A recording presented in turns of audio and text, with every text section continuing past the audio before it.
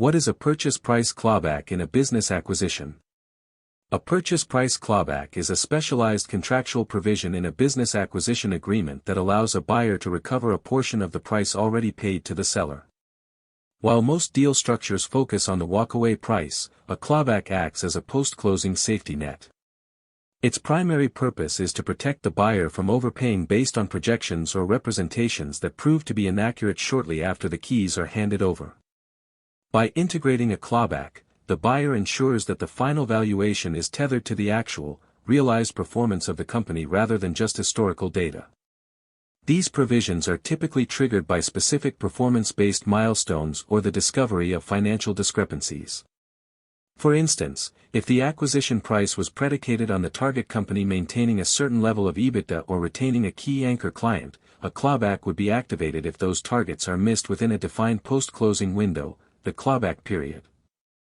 Unlike an earn-out, which pays the seller more if they do well, a clawback requires the seller to return funds if the business underperforms or if undisclosed liabilities surface that diminish the company's value.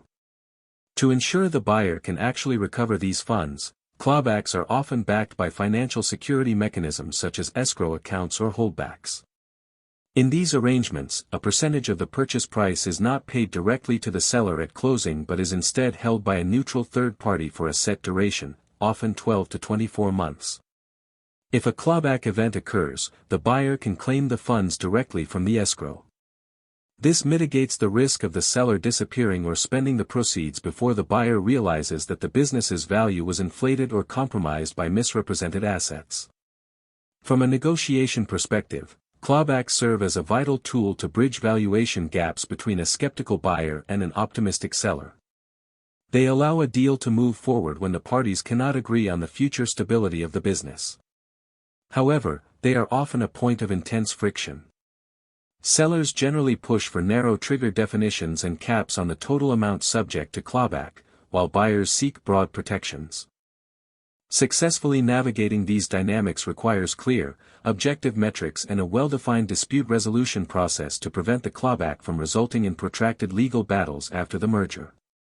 To learn more about our law firm's legal practice in the area of business mergers and acquisitions, we welcome you to visit our website or contact our law firm to schedule a confidential consultation. Thank you.